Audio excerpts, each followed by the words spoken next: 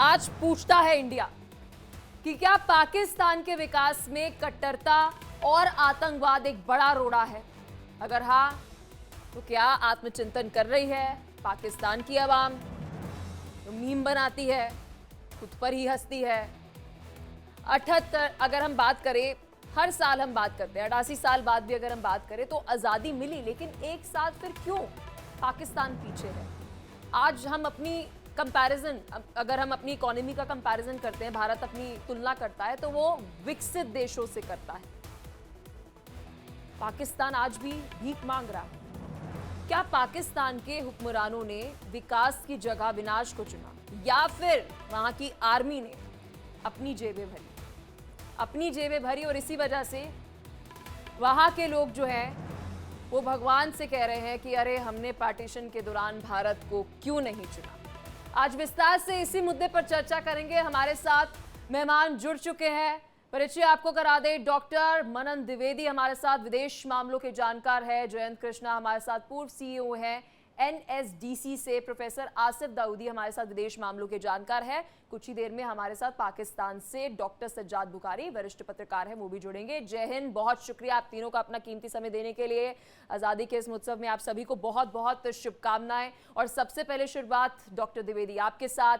भारत ने ऐसा क्या सही किया, भारत के लीडर्स ने ऐसे क्या अच्छे निर्णय लिए कि आज हम यहाँ हैं, हम विकसित देश बन रहे हैं? और पाकिस्तान ने ऐसे कौन से फैसले लिए, कौन सी ऐसी राह 1947 में चुनी कि आज वहां की आवाम आटे के सपने देख रही है? देखिए, मैं यहाँ पर ये कहना चाहूंगा कि जो नींव है, जो फाउंडेशन है पाकिस्तान की, वो ही पॉलिटिकल वायलेंस, राजनीतिक अस्थिरता और क्या कहते हैं, मेहम पे और वायलेंस पे पूरी तरीके से बनाई गई। जिन्ना भी थे, जब तक नेहरू के साथ रहे, जब तक महात्मा गांधी के साथ रहे, तब तक वो बात करते रहे कि हम लोग एक जमहूरियत लाएंगे पाकिस्तान में, जहां पर जो वीकेस्ट लिंक है उसको हम स्ट्रेंथन करेंगे। और एक तरीके से हम लोग भी बाकी राष्ट्रों की तरह जो उस समय आजाद हुए थे, न्यू कॉलोनियलिज्म और न्यू इंपीरियलिज्म के अगेंस्ट, मतलब ये कि उसके अगेंस्ट हम लोग जिहाद छेड़ेंगे। पर जिस तरीके से वहां पर मिलिट्री ने, जिस तरीके से वहां पर 1950 से अयूब खान के टाइम से और बाकी के जो लोग आए उन लोगों के टाइम, याह्या खान के टाइम से जिस प्रकार से प्रजातंत्र का मर्डर किया गया और मिलिट्री एक तरीके से कवर्ट रूलर भी और ओवर्ट रूलर भी बन के सामने आई, उससे भारत और पाकिस्तान के रास्ते बिल्कुल अलग थलग हो गए।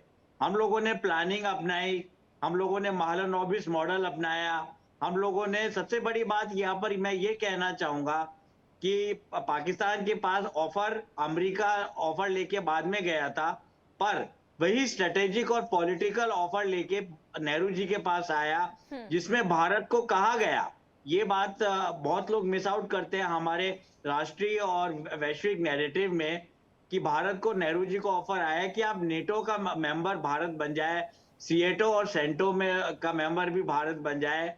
मैं यहाँ पर इतिहास की बात कर रहा हूँ। जी जी। पर भारत कोल्ड वॉर के इन झंझटों से बचना चाहता था, हम लोग दूर जाना चाहते थे और अपने ड्रॉ ब्रिज को वापस खींचकर एक तरीके से साइलेंट और आइसोलेटेड डेवलपमेंट ये करना चाहते थे। टेम्पल्स ऑफ मॉडर्न इंडिया की बात भी की गई।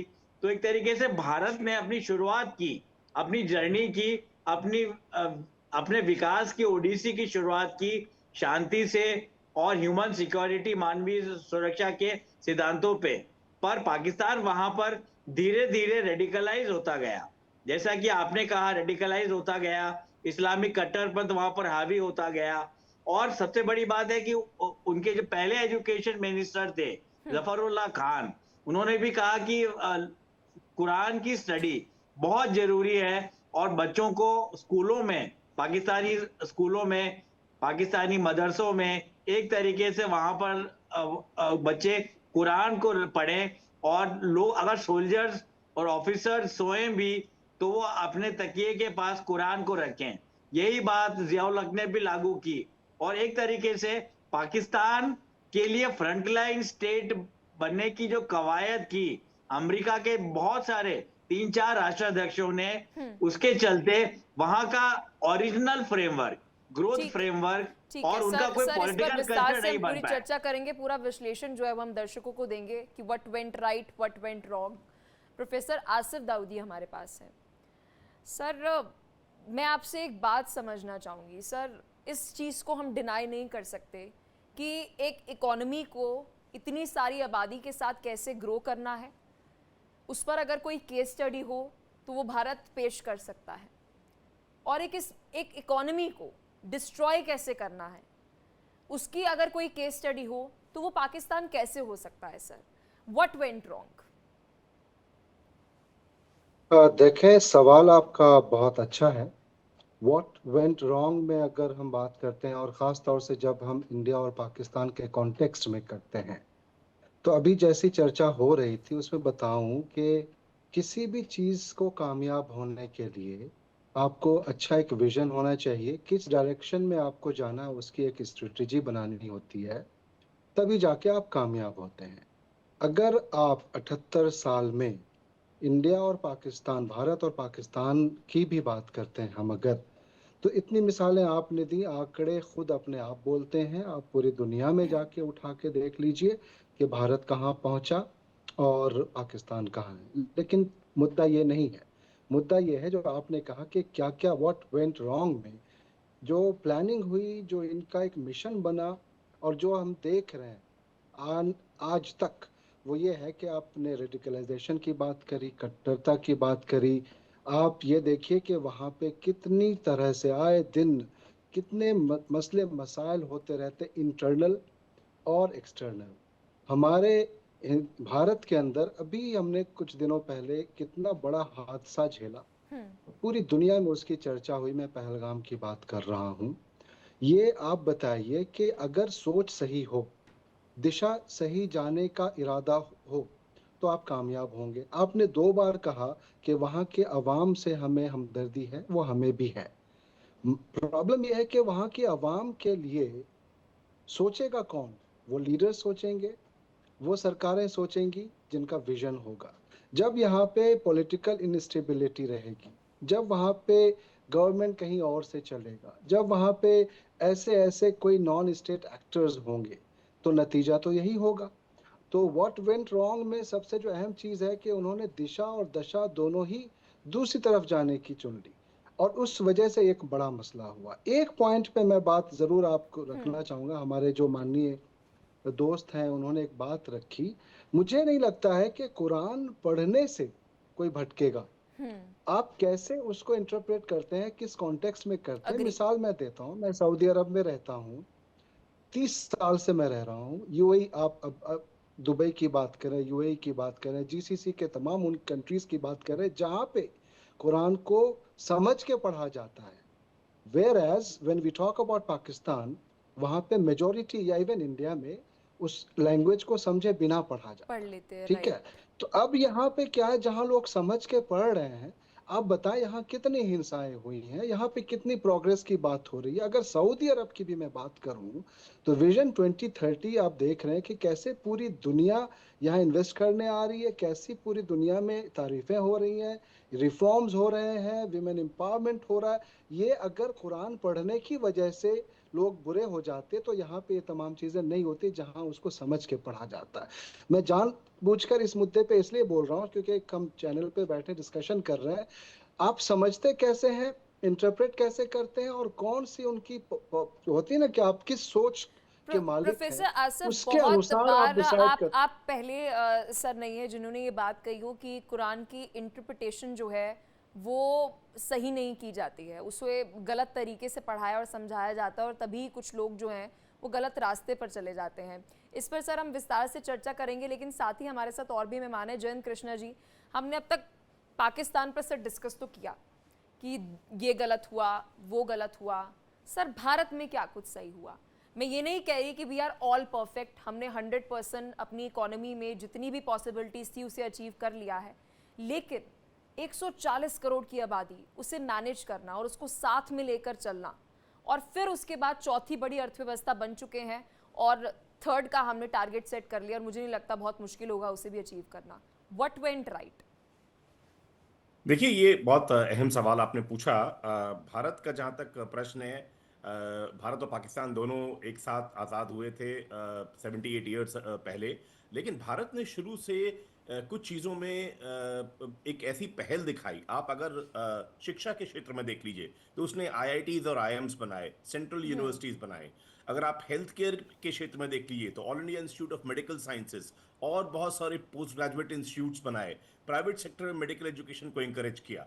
आप ग्रीन रेवोल्यूशन के आप जो अभी स्लाइड्स दिखा रही थी कि आटे, दाल, सब्जियों के दाम भारत में क्या है और पाकिस्तान में और क्या आज है, हम गेहूं बता एक्सपोर्ट है। कर रहे हैं। भारत ने ग्रीन रेवोल्यूशन डॉक्टर स्वामीनाथन की लीडरशिप में शुरू किया बहुत पहले, आज से न जाने कितने दशकों पहले। और उसका जब उस समय भारत सेल्फ सफिशिएंट भी नहीं था अनाज और के बारे में, और किस तरह से उसमें वीट की प्रोडक्टिविटी, राइस की प्रोडक्टिविटी बढ़ी और आज हम फूड ग्रेन्स को एक्सपोर्ट करने के सिचुएशन में पहुंच गए हैं।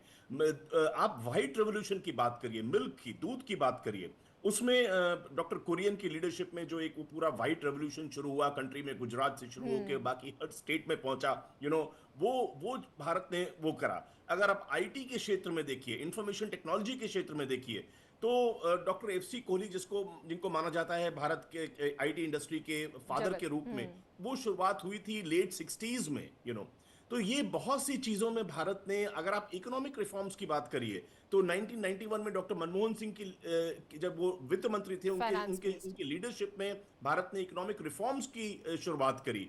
तो हर क्षेत्र में भारत ने एक जो की नेशनल इंपॉर्टेंस के एरियाज थे उसको आइडेंटिफाई करके उसको मिशन मोड में आगे बढ़ाने की कोशिश करी है। वही अब तवज्जो पिछले कुछ 10 सालों में इंफ्रास्ट्रक्चर में दी जा रही है। कहीं भी आप मुल्क में जाइए तो लगता है कि it's a country in the making. हर जगह कहीं डैम्स बन रहे हैं, कहीं रोडवेज बन रहे हैं, कहीं फ्लाईओवर्स बन रहे हैं, कहीं पे मेट्रो रेल बन रही है, कहीं पे बुलेट ट्रेन का हिसाब हो रहा है। तो ये मुझे लगता है शुरुआत से ही पाकिस्तान में जो हुकूमत कौन चला रहा है, वो पॉलिटिकल लीडर सवाल चला मैं रहे आपसे हैं। सर पूछना चाहूंगी, फिर उसके बाद डॉक्टर द्विवेदी के पास पे आऊंगी। सर रिसेंटली मैंने सर लास्ट 10 इयर्स में ऑब्जर्व करा है कि सरकार की कैपिटल इन्वेस्टमेंट पर बहुत फोकस है, चाहे वो रेल इंफ्रास्ट्रक्चर हो, रोड इंफ्रास्ट्रक्चर हो, या फिर हम आवास तक भी देने की बात करें, मतलब कैपिटल इन्वेस्टमेंट होनी चाहिए। सर इसका क्या मल्टीप्लायर इफेक्ट होता है, क्यों फोकस कैपिटल इन्वेस्टमेंट पर है? देखिए, एक बात कही जाती है कि if U double the speed you triple the economy. अगर आप सड़कों पे रफ्तार एक अच्छे रोड्स का नेटवर्क बना के अगर आप डबल करते हैं तो जो अर्थव्यवस्था है वो आपकी 3 गुनी बढ़ती है। ये कहावत है, लेकिन काफी हद तक अर्थव्यवस्था में फायदा होता है। लॉजिस्टिक्स की कॉस्ट बढ़ती है, कम होती है। और मैन्युफैक्चरिंग में अगर आप ऑटोमोबाइल, मैंने आईटी की बात करी, इस समय 9% कंट्री की, इंडिया की जीडीपी का आईटी और आईटी एनेबल्ड सर्विसेज से आता है।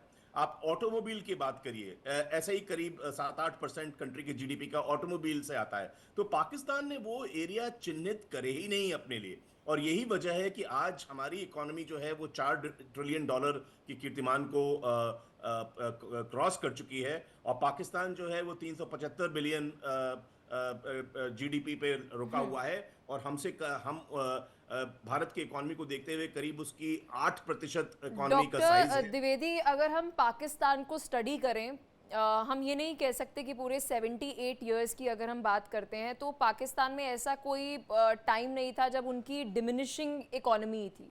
बहुत बार सर ऐसा भी था कि उनकी इकोनॉमी ग्रो कर रही थी, लेकिन उस वक्त भारत के जो फैसले थे, पॉलिसी मेकिंग थी, वो इस तरीके की पॉलिसी मेकिंग थी कि हम लॉन्ग टर्म जो गोल्स हैं उन्हें देख रहे थे।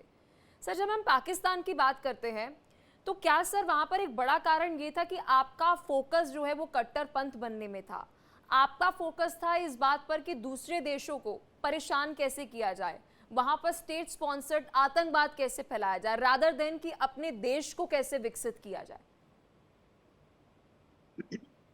डॉक्टर देखिए, ब्रीफली में, बिल्कुल मुझे बोलने दीजिए जी। ब्रीफली मैं ये बोलूंगा कि हम लोग अंतर्राष्ट्रीय, मैं भी और हमारे मित्रगण और हमारी पूरी जो कॉलेजिएट फैमिली है, वो एक तरीके से पूरी तरीके से हम लोग आईआर को स्टडी करते हैं, विदेश नीति को और कूटनीति को स्टडी करते हैं। तो उसमें हम ये पाते हैं कि सबसे बड़ा जो थ्रेट है वो हमें पाकिस्तान के नॉन स्टेट एक्टर से तो है ही, जैसा कि हमारे गेस्ट ने बोला, पर पाकिस्तान का जो स्टेट है वो सैक्रोसैंक्ट नहीं है। मतलब वहां का जो स्टेट है वो एस्टेब्लिशमेंट की तरह काम नहीं करता, जो कि हमारा उनका रावलपिंडी उनके पूरे राष्ट्र को चलाता है। और एक तरीके Agree. से कंपनी, उनकी जो आर्मी है वो एक तरीके की एक कंपनी या मल्टीनेशनल कॉरपोरेशन की तरह काम करती है। उसके अलावा हम देखें कि वहां के जो सैन्य अधिकारी हैं वो बड़े बड़े स्मार्टली ड्रेस्ड अप होके और अपने मेडल्स लगा के, मेडेलियंस, तमगे लगाकर अपने कंधे पे, अपने चेस्ट पे लेके घूमते हैं। और उन सब की अनैतिक प्रॉपर्टीज होती हैं। ये मैं कहानी नहीं बना रहा, इसके पीछे 25 तथ्य हैं, 25 फैक्ट्स हैं जो आपको इजीली ऑथेंटिक वेबसाइट और ऑथेंटिक पुस्तकों में और पत्रिकाओं में मिल जाएंगे। तो एक तरीके से उसके अलावा देखिए जो एथनिक वायलेंस है भारत में बिल्कुल नहीं है। एथनिक वायलेंस पाकिस्तान में बहुत है। अगर हम देखें तो बलूचिस्तान की स्थिति को देखिए, वहां से भारत से 25,000 मराठे पानीपत के युद्ध में पकड़ के लाए गए थे और वहां पर वो इस्लाम को अपनाया उन्होंने। पर आज भी वो लोग, ये देखा जाता है कि जो हिंदू के रिलीजियस सिंबल्स एंड गॉड्स हैं उनको पूजते हैं और साथ में शिव जी की भी पूजा अर्चना वो लोग करते हैं। पर जिस तरीके से पाकिस्तान में माइनॉरिटीज को पूरी तरीके से दबाया गया, भले ही वो बलूचिस्तान ही हो, पाकिस्तान की मेनलैंड हो, आफ पाक का रीजन हो, या फिर सबसे बड़ा एग्जांपल पीओके हो, तो जिस तरीके से अहमदियास को वहां पे बहुत गिनती भर के हिंदूज हैं उनको भी दबाया गया। तो इस तरीके से भारत और पाकिस्तान का, मैं तो यहाँ पर अपनी बात खत्म करूंगा यही बोलकर कि मुझे नहीं लगता कि भारत और पाकिस्तान में कोई कंपैरिजन है। नहीं सर, हम क्योंकि कंपैरिजन नहीं कर रहे हैं, हम भारत सिर्फ मेरे यहाँ पर हिसाब ये से, बात कर रहे हैं कि एक ऐसा मिनट क्या बोलने सही दीजिए, हुआ और क्या मेरे गलत हिसाब हुआ। से पाकिस्तान एक फेल्ड स्टेट है